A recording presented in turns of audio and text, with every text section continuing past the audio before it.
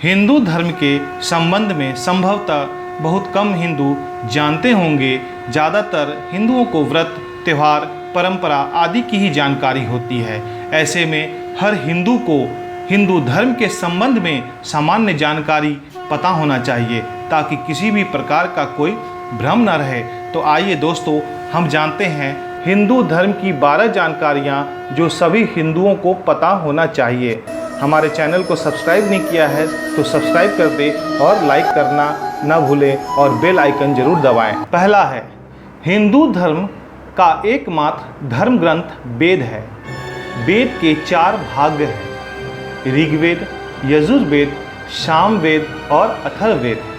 वेद के ही तत्व ज्ञान को उपनिषद कहते हैं जो लगभग 108 हैं। वेद के अंग को वेदांग कहते हैं जो 6 हैं: शिक्षा, कल्प, व्याकरण, ज्योतिष, छंद और निरुक्त। दूसरा, मनु आदि की स्मृतियाँ, 18 पुराण, रामायण, महाभारत या अन्य किसी भी ऋषि के नाम के सूर्य ग्रंथ धर्म ग्रंथ नहीं हैं। वेद उपनिषद का सार या कहें कि निचोड़ गीता में है, इसलिए गीता को भी धर्म ग्रंथ की श्रेणी में रखा गया है जो महाभारत का एक हिस्सा है। तीसरा, वेदों के अनुसार ईश्वर एक ही है, उसका नाम ब्रह्म है, ब्रह्मा नहीं।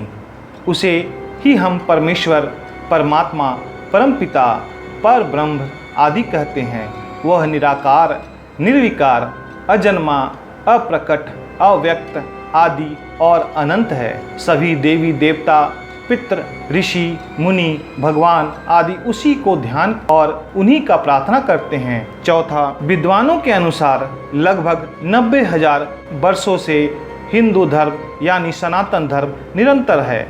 नाम बदला, रूप बदला, परंपरा बदली, लेकिन ज्ञान नहीं बदला, देव नहीं बदले और न ही तीर्थ। हमारे पास इस बात के सबूत हैं कि 8000 ईसा वर्ष पूर्व सिंधु घाटी के लोग हिंदू सभ्यता से ही थे। द्रविड़ और आर्य एक ही थे। पांचवा, हिंदू धर्म के संध्या वंदन और ध्यान का बहुत महत्व है। कुछ लोग संध्या वंदन के समय पूजा, आरती, भजन, कीर्तन, प्रार्थना, यज्ञ या ध्यान करते हैं, लेकिन संध्या वंदन इन सभी से अलग होती है। संध्या वंदन 8 प्रहर की होती है, जिसमें 2 प्रहर सभी के लिए है: सूर्योदय और सूर्यास्त। सूर्योदय और सूर्यास्त के समय मंदिर या एकांत में शौच, आचमन, प्राणायाम आदि कर गायत्री छंद से संध्या वंदन की जाती है। छठा, सनातन धर्म जीवन जीने का एक शैली है। योग, आयुर्वेद और व्रत के नियम को अपनाकर आप हमेशा सेहतमंद बने रहकर खुश रह सकते हैं। इसमें भोजन, पानी, निद्रा, ध्यान, कर्म, मन, बुद्धि और विचार के संबंध में महत्वपूर्ण जानकारियां हैं, जिसे आज विज्ञान भी मानता है। इसे पढ़ना चाहिए।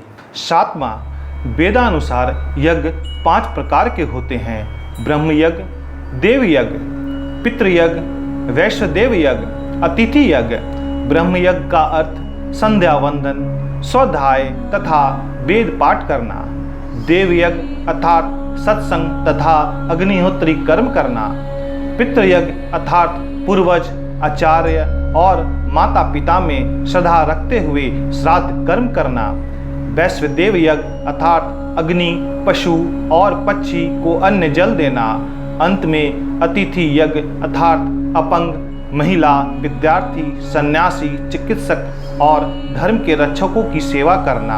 8वां, सनातनियों के 10 कर्तव्य और कर्म है: संध्या, उपासन, तीर्थ, पाठ, दान, यज्ञ, व्रत, संस्कार, उत्सव, सेवा और श्राद्ध। इसके अलावा 4 पुरुषार्थ हैं: धर्म, अर्थ, काम और मोक्ष। यह चारों 4 आश्रम पर आधारित है: ब्रह्मचर्य, गृहस्थ, वानप्रस्थ और संन्यास। 9वां, सनातन धर्म के अनुसार जीवन का लक्ष्य मोक्ष होता है। मोक्ष का अर्थ होता है ज्ञान को उपलब्ध होना, आत्मज्ञान प्राप्त करना या खुद को उस अवस्था में ले जाना जहाँ जन्म और मृत्यु से परे रहकर इच्छा अनुसार जन्म लेना और मरना। 10वां, सनातन धर्म मानता है कि सृष्टि की उत्पत्ति हुई है, किसी ने की नहीं, और यह कार्य 10 दिन में नहीं हुआ, इसके लिए अरबों वर्ष लगे। यह मानिए कि परमात्मा या आत्मा ही प्रारंभ में थे, उन्हीं से महत्व था, महत्व से अंधकार, अंधकार से आकाश, आकाश से वायु, वायु से अग्नि, अग्नि से जल और जल से पृथ्वी, अन्य सभी ग्रह की उत्पत्ति हुई। पृथ्वी, जल, वायु, अग्नि, आकाश, मन, बुद्धि और अहंकार, यह प्रकृति के 8 तत्व हैं। 11वां, सनातन धर्म पहले संपूर्ण धरती पर व्याप्त था। पहले धरती के 7 द्वीप थे, जम्बू, लक्ष, सालमली, कुश, क्रौंच, शाक एवं पुष्कर।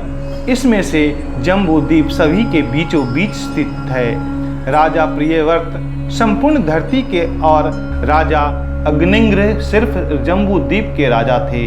जम्बू द्वीप में 9 खंड हैं, इलावृत, भद्राशव, किंगपुरुष, भारत, हरि, केतुमाल, रमयक, कुरु और हिरण्मय। इसमें से भारत खंड को भारतवर्ष कहा जाता है।